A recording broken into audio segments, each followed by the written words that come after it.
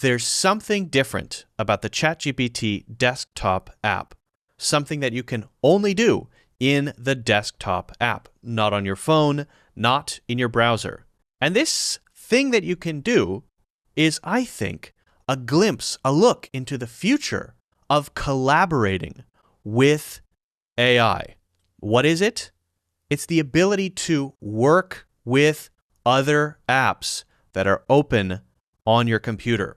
This has huge potential for English learning. And I don't just mean in the future, I mean now. Things you can do now. And in this video, I'm going to show you some of the things that I do, some of the things that I use this for. Think of it like having an always-on AI assistant on your computer with you, collaborating, doing stuff with you. And it's pretty straightforward. You just click on this button here. I have a voice chat open. You click on the app that you want to work with. You add it. And there it is. And now ChatGPT, the voice mode, can see the app that I'm using. So I don't have to copy and paste stuff. And I can talk. And we can have a conversation about what I'm doing. I can expand examples. I can do all kinds of stuff. So let's take a look at some examples. Before we do that, I would really appreciate if you could hit the like button and subscribe. That is a fantastic way to support the channel. I would really, really, really appreciate it. And also check out the 90-day program in the links in the description. All right, let's check it out. This word that I've got selected here, can you give me a simple definition and a simple but natural example sentence? Ignominious means shameful or embarrassing, especially in a public way. Example, he made an ignominious exit after forgetting all his lines on stage. Want another example or a breakdown of the word? Can you say the example one more time? Here's the example again. He made an ignominious exit after forgetting all his lines on stage. Is this word generally formal or pretty casual? How is it usually used in typical spoken English? Ignominious is definitely formal. You're more likely to read it in books, articles, or formal speeches than hear it in casual conversation. In everyday spoken English, people would usually say something like embarrassing, humiliating, or shameful instead. For example, instead of an ignominious defeat, someone might just say a really embarrassing loss. Got it. And can you come up with an interesting image, mnemonic, that ties together the sound of the word and the meaning so that I can add it to my memory palace? In the center of your memory palace courtyard, there's a beautiful marble fountain, gently flowing, surrounded by stone benches. Suddenly, a minibus comes flying around the corner, swerves out of control, and crashes directly into the fountain. Water shoots everywhere. The driver stumbles out, soaked and dazed. A crowd gathers nearby, but no one helps. No one even looks at him. They just turn their backs as if it didn't happen. He stands there, dripping and humiliated, next to the shattered fountain and the wrecked bus, completely ignored. Yeah, I like that. That's very good. So ignore mini bus. That's very good. That's a clear image.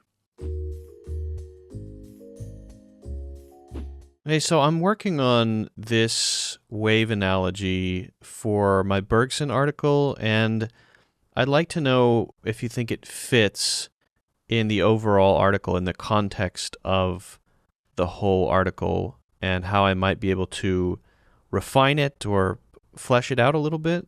Yeah, the wave analogy fits in well. It's actually doing a lot of work for you. It comes right after your discussion of measurement and models. And it subtly shifts the reader from thinking in terms of discrete, countable snapshots to thinking in terms of flow and becoming. That's exactly Bergson's move. What's working? The move from pictures of the wave to the wave as movement parallels your broader point that spatialized time is just a frozen model of the real thing, duration. If you want to sharpen or expand it a little, consider briefly tying it back to why we prefer the snapshots. Because they give us control, predictability, and a sense of certainty. Then contrast that with the wave's unpredictability, its ongoingness, to show how uncomfortable but essential duration is. You might also add a sentence to reinforce that. Like memory, the wave can't be cut into parts without destroying its essence. That could bridge it more smoothly into the later sections on memory and pure potential. But overall, it's strong. It lands emotionally and conceptually. Yeah, I like those two additions actually, especially the first one. The preference for the snapshots, I think, is an important thing to really hit on. So I'm working on some content for an upcoming podcast episode, and I want to do variations of specific sentences. Why don't we start with the first sentence and come up with one variation which kind of captures the same meaning but is said in a different way? All right, here's a variation of your first sentence. Original: he carefully poured some water into the glass and watched it fill to the brim. Variation: he slowly tilted the pitcher, eyes fixed on the glass, as the water rose to the edge. Let me know if you want another version, or if you'd like to move on to the next sentence. Can you repeat after eyes fixed on the glass? Sure. Here's the rest of that sentence after eyes fixed on the glass, as the water rose to the edge. Let me know if you want a tweak or a different variation. No, I like that. That's good. Let's move on to the second one. All right, here's a variation for the second sentence. Original: the bird perched quietly on the branch as the wind blew softly through the trees.